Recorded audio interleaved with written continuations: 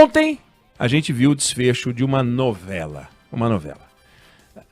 Onde estava tudo bem, o Palácio do Planalto resolveu colocar a mão e virou um melê complicado. A Petrobras tinha um presidente, o general Luna e Silva, que fazia o seu trabalho. Todo dia de manhã acordava, ia para a empresa e tal, fazia tudo direitinho. E resolveram, sem crise, sem um erro, sem uma denúncia, sem que ele tivesse dado uma declaração estapafúrdia, vamos trocar o general. E o presidente Bolsonaro liga pro ministro das Minas e Energia, o Bento, e diz assim, olha, vamos trocar o general. E não dá mais para segurar o general. O almirante liga pro seu amigo, Adriano Pires, consultor, e chama ele para conversar em Brasília, às pressas. E o convoca para a missão de substituir o general Luna e Silva. O Adriano Pires não é amigo do Rodolfo Landim, o Adriano Pires não é amigo do Ciro Nogueira, o Adriano Landim não é amigo do Arthur Lira, e o Adriano Pires nunca tinha estado com o presidente Bolsonaro na vida. E foi levado ao presidente Bolsonaro, que perguntou para ele, num linguajar próprio do presidente, como resolver esse nó da Petrobras. E o nó da Petrobras, para o presidente, é essa história do preço do petróleo ser reajustado ao sabor das mudanças do barril internacional. Cotado, aliás, o barril só é cotado internacional. Bom, o Adriano Pires é consultor de empresas. Mas não é que ele é consultor de uma empresa de energia. Ele é consultor de 90% das empresas de energia que operam no Brasil. Ele não trabalha com o governo, não emite nota para governo federal, estadual, municipal, mas para empresa privada é todas. 90% é tudo.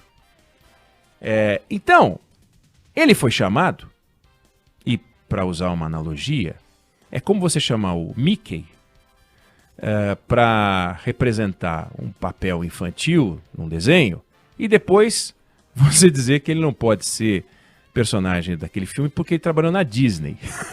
Mas como assim? Você trabalhou na Disney? Ele é criação da Disney.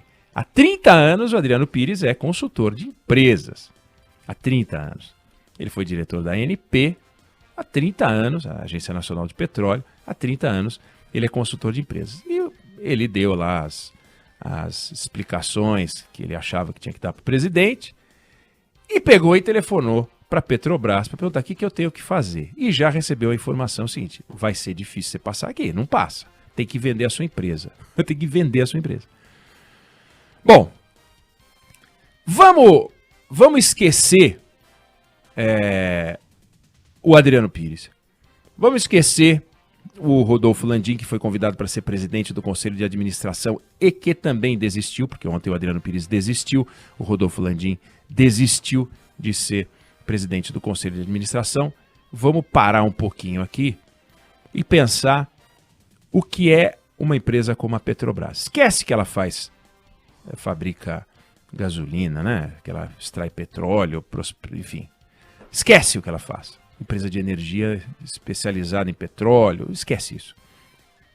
A Petrobras e a Vale controlam o mercado acionário brasileiro. Para onde vai a Petrobras? Para onde vai a Vale? Vai o mercado acionário brasileiro. Se der um nó na Petrobras, o mercado acionário brasileiro cai. E uma empresa que abriu capital agora cai também. Porque o investidor pega e tira dinheiro do Brasil, tira dinheiro da Petrobras e sai. Então, quando a gente vê que a bolsa caiu, nunca ela foi puxada por uma empresinha que acabou de abrir capital. Ela foi puxada para baixo pelas empresas que puxam a bolsa para baixo, que são as grandes empresas. E por grandes empresas, entenda-se Petrobras e Vale, que comandam o espetáculo. De forma que o que acontece com a Petrobras interessa a todo mundo que tem uma ação na Petrobras ou em qualquer empresa brasileira, a todos os empresários e a todos os brasileiros. Porque se começa a ter um movimento de retirada causado por uma quebra de confiança numa empresa como a Petrobras, a coisa se complica.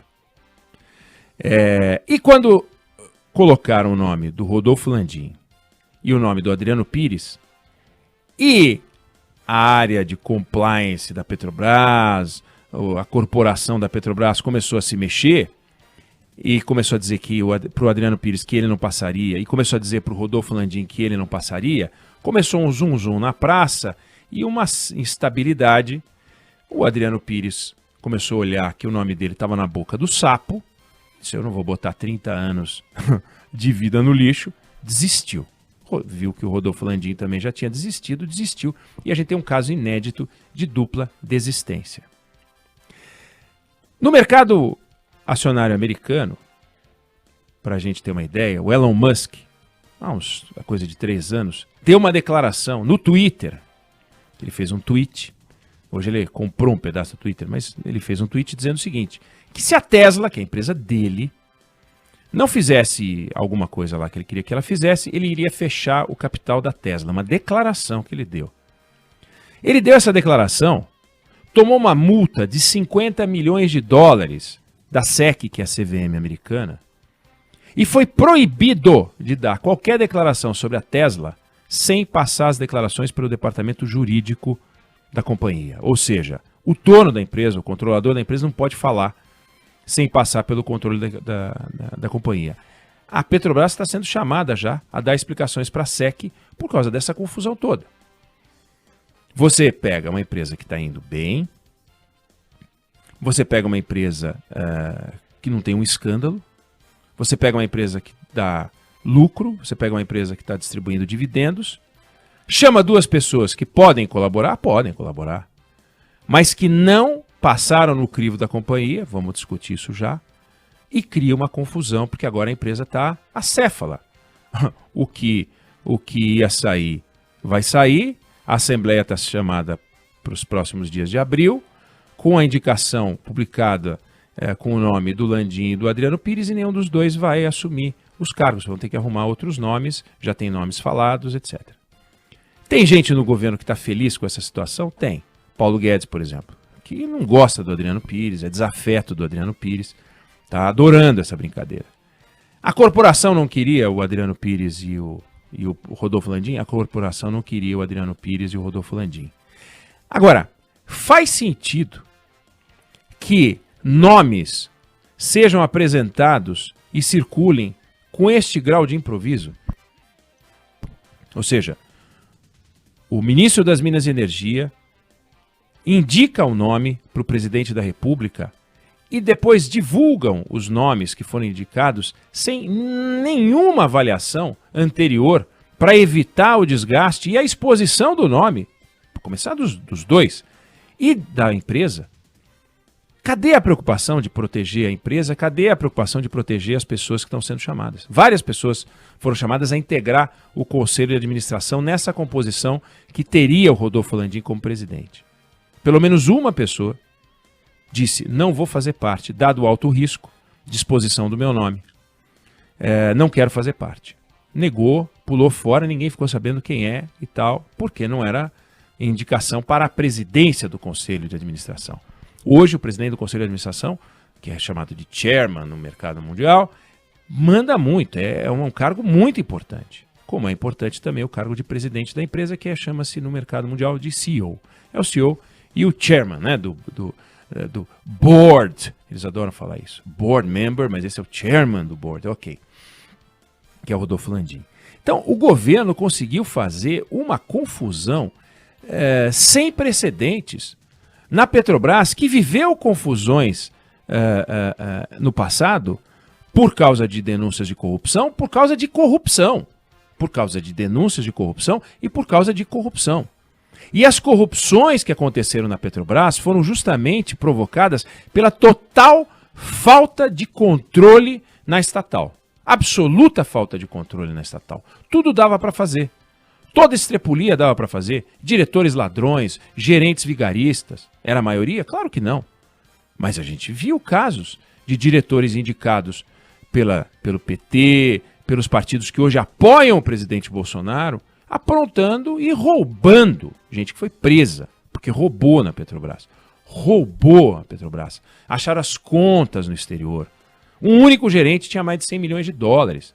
Vem cá. R$500 bilhão, um gerente. Quanto tem um diretor num ambiente em que o gerente tem R$500 bilhão? A Petrobras, como estatal, aliás, como empresa de capital aberto controlada pelo Estado, resolveu dar um basta nesse troço.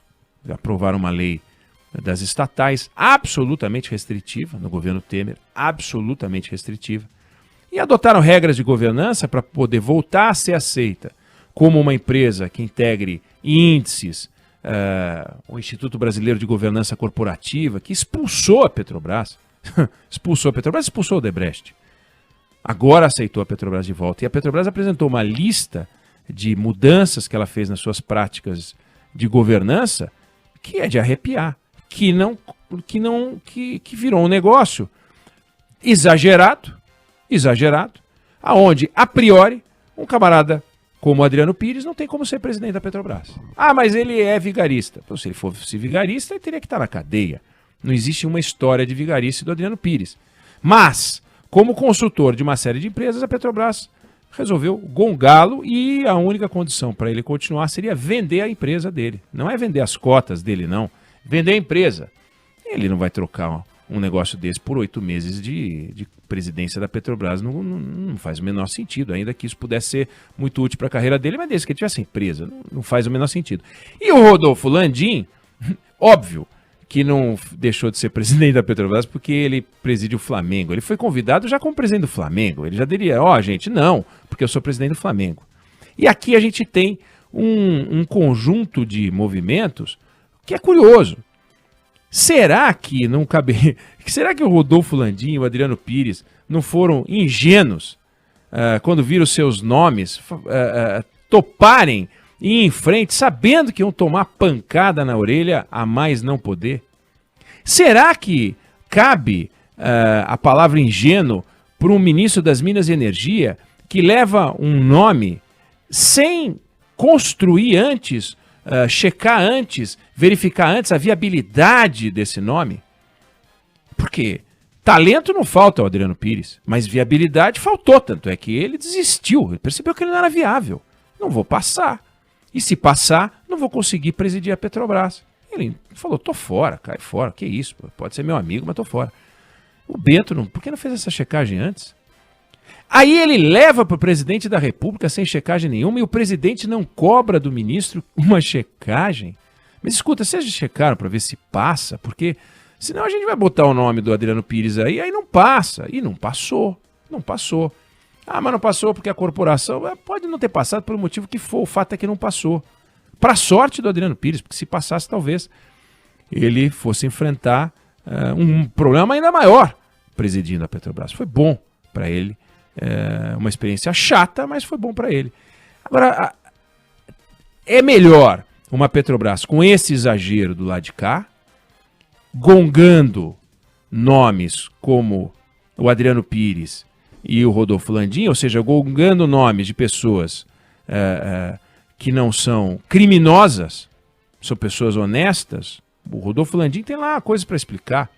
O Adriano Pires não tem nada para explicar, mas é melhor a Petrobras gongando o nome honesto ou é melhor a Petrobras abraçando os desonestos?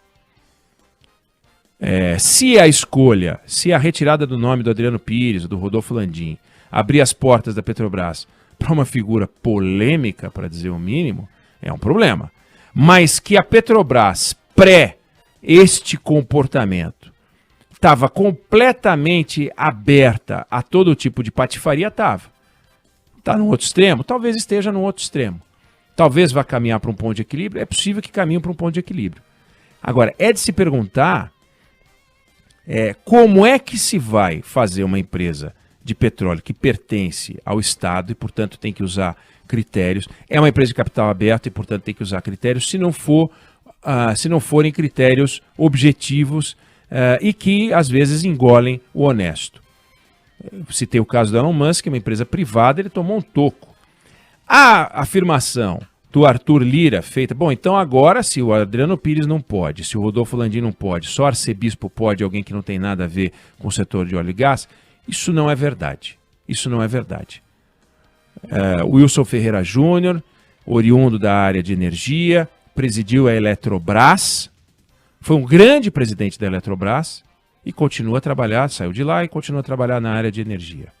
Hélio Magalhães presidiu o Citibank, aceitou o convite para ser presidente do Conselho do Banco do Brasil, fez um bom trabalho como presidente do Conselho do Banco do Brasil e resolveu sair. Quando houve a troca na presidência do Banco do Brasil, saiu também o presidente do Conselho de Administração. Mauro Cunha aceitou ser presidente do Conselho da Caixa Econômica Federal. E também saiu em pouco tempo porque não gostou das coisas que viu lá, isso é outra discussão, mas o fato é, dá sim para chamar de gente da área, dá. É mais complicado do que parece, porque um perfil como o Adriano Pires, que mais da área é difícil ter, não dá, não passou. A corporação exagerou? Pode ter exagerado. Mas é o exagero provocado pelo que se via antes. Então é melhor, resumindo, uma empresa que diga não a um perfil de um homem honesto do que uma empresa que se abra ao desonesto. Vai ser melhor ainda quando a gente avançar para poder separar o joio do trigo e não misturar todo mundo, tratar todo mundo como vigarista. Mas é melhor este problema de hoje do que o problema do tempo do Barusco, né? Do tempo dos personagens bizarros do governo do PT e que roubaram e assaltaram a Petrobras.